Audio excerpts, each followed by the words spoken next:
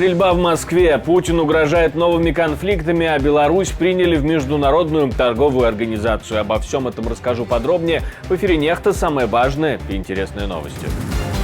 России не хватает техники и личного состава, приходится забирать из уязвимых мест. Есть такое предположение, что она едет на север Украины, получается, юг Российской Федерации, Белгород.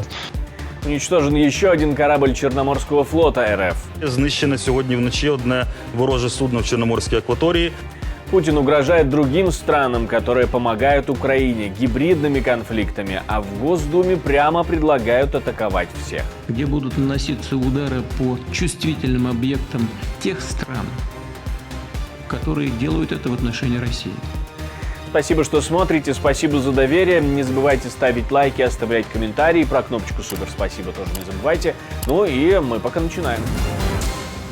Стрельба на московских улицах. Мужчина открыл огонь просто посреди дня, произвел серию выстрелов и скрылся.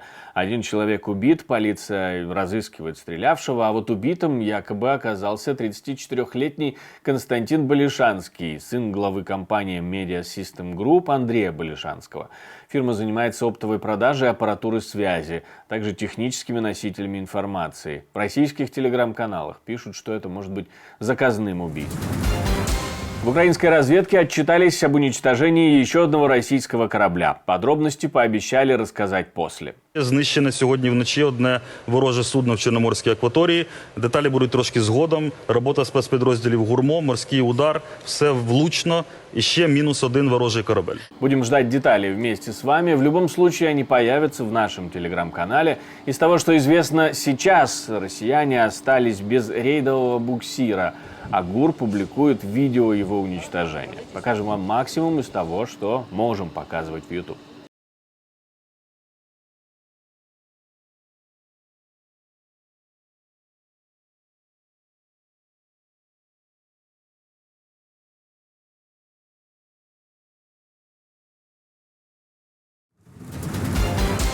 Беларусь вступает в Шанхайскую организацию торговли. По крайней мере, в Минске очень хотели бы такого, чтобы это решение приняли на предстоящем саммите организации в Астане.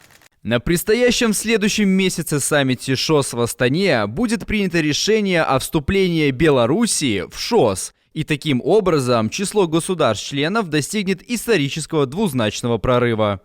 Китайский глава организации говорит, что ШОС превратилась в региональную силу. Правда, как к этому региону относится Беларусь, которая ни в Азии, ни близко, не значит ли это, что Лукашенко своими визитами в Пекин добился расположения местного лидера и даже пошел вперед? Мы спросили об этом политтехнолога, эксперта Центра белорусских коммуникаций Ярослава Макитру. Тот факт, что с Европой сотрудничество очень такое минимальное, да, и напряженное, как раз Китай, азиатский рынок, африканский в том числе, те, кто, скажем так, ориентируется на Китай, это интересные страны для самого Лукашенко, для Беларуси. Это как в плане торговли экономической, так и в плане политики. А политики в каком ключе?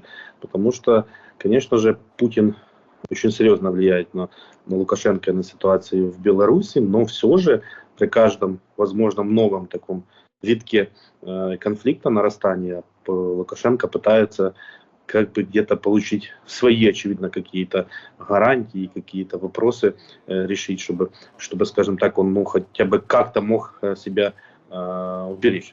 Это все, думаю, можно осмотреть в комплексе. И, конечно же, Беларусь входит в эту ось, не знаю, как это назвать, не буду называть там села, тем не менее, такой вот блок стран, которые могут противостоять западному миру в будущем, если конфликт этот будет набирать еще больших масштабов. Россия перебрасывает технику и личные составы из оккупированного Бердянска. Под предположением советника мариупольского мэра отводятся на доукомплектацию. Нетипичную переброску войск замечают в местных пабликах, но дать ей оценку пока сложно.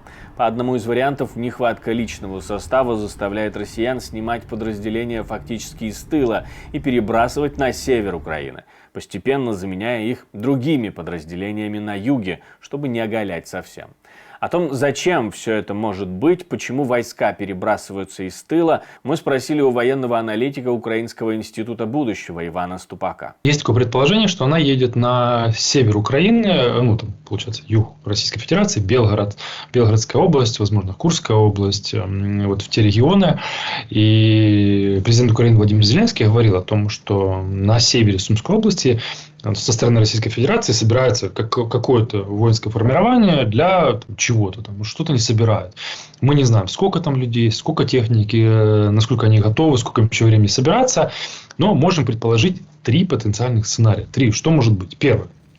Это, например, наступление в направлении Сумской области. Может такое быть? Конечно, может быть. Легко может быть даже.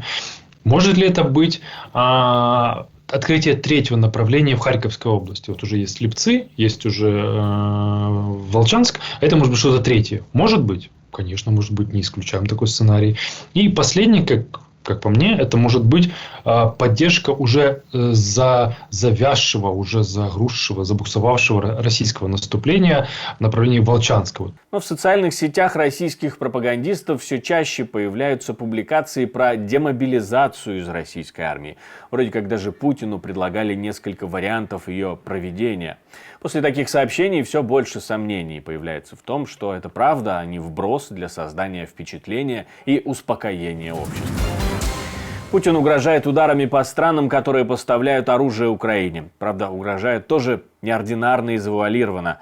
Россия будет наносить удары чужими руками, получается. Если кто-то считает возможным поставлять такое оружие в зону боевых действий для нанесения ударов по нашей территории и создания проблем для нас, то почему у нас нет права поставлять наше оружие такого же класса в те регионы мира, где будут наноситься удары по чувствительным объектам тех стран, которые делают это в отношении России?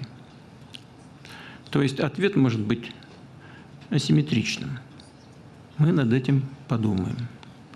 Ну и в-третьих, конечно, подобные действия будут окончательно, они сейчас уже дошли до высшей степени деградации, но будут окончательно разрушать международные отношения и будут подрывать международную безопасность. И в конечном итоге, если мы видим, что эти страны втягиваются в войну против нас, а это и есть их прямое участие в войне против Российской Федерации, то мы оставляем за собой право действовать аналогичным образом. Получается, Путин открыто угрожает западным странам открытием других горячих точек на планете с помощью российского оружия, если Запад не перестанет поставлять свое оружие Украине. В Госдуме идею подхватили и понесли с флагом вперед, как всегда выделив главное и угрожая ударами всем. Технически, исходя из наших возможностей, мы можем нанести удар по любой стране. И НАТО, и не НАТО, и любой вообще.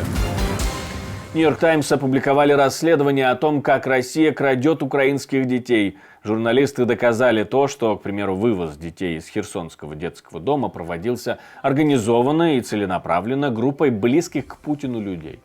Журналисты изучили российские сообщения в социальных сетях, фотографии, видео, текстовые сообщения и документы, опросили более сотни людей, осуществляющих или осуществлявших уход за детьми, юридических экспертов, а также российских и украинских чиновников, чтобы проследить жизнь и перемещение детей, когда они были выкрадены Россией. То, что случилось с ними там, говорят эксперты по правовым вопросам, может быть равносильно военному преступлению. Передача была частью более широкой систематической кампании президента Владимира Путина и его политических союзников, которые лишают наиболее уязвимых жертв войны их украинской идентичности. Призываем вас почитать, посмотреть расследование Нью-Йорк Таймс, потому что это на самом деле огромная работа. Актера гей-порно заманили в Дагестан и задержали, использовали как приманку для геев. Затем снова задержали за хулиганство. Об этом пишет инсайдер. Матвей Володин приехал в Дагестан по приглашению друзей, с которыми познакомился в интернете, которые оказались потом оперативниками.